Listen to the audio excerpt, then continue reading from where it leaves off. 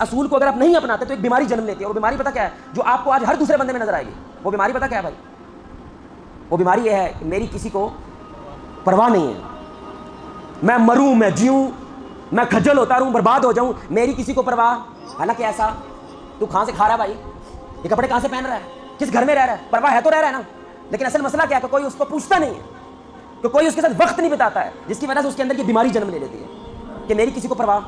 اب یہ لڑکیوں میں بھی ذمہ داری پڑ جاتی ہے، کیونکہ ماں باپ مصروف ہیں، کام دھندے میں مصروف ہیں. وہ کبھی بچی کو بیٹھ کے حوصلہ افزائی والی باتیں نہیں بولتے. تو آج بڑی پیاری لگ رہی ہے، میری گڑیا لگ رہی ہے، تیرے کپڑے بڑے پیارے ہیں. وہ کون کہہ دیتا ہے؟ وہ چھوکرا کہہ دیتا ہے، وہ یونیورسٹی کا لڑکا کہہ دیتا ہے کہ وہ تمہارے ہاتھ میں چوٹ لگی تھی، اب تم ٹھیک ہو. سمجھ رہے ہیں؟ وہ جو تم نے کل جوتا پہنا ہوا تھا وہ زیادہ پیارا لگ رہا تھا، وہ شرٹ تمہیں بڑی پیاری لگ رہی ہے. وہ کیا کرتا ہے؟ وہ اس کے پیچھے رہتا ہے اس انداز سے جیسے مجھے تیرا بڑا خیال ہے. اور لڑکی کو یہ لگنے لگ جاتا ہے، جو کہ غلط ہے. شیطان ڈالتا ہے اس کے اندر اس بیماری کی وجہ سے کہ میرے ماں باپ کو میرا اتنا خیال نہیں جتنا. تو ماں باپ کو چھوڑ کے اس کے پیچھے چلی جاتی ہے، گھر سے بھاگ جاتی ہے. مارچ کے مہینے میں صرف اسلام آباد میں 400 لڑکے نے بھاگ کے شادی کی ہے، صرف اسلام آباد میں. اور آپ یقین کریں اس کی بنیاد یہ فالو اپ نہ، کیونکہ ماں باپ کو پتہ نہیں ہے کہ میری دی رضائی میں گھس کے کیا کر رہی ہے.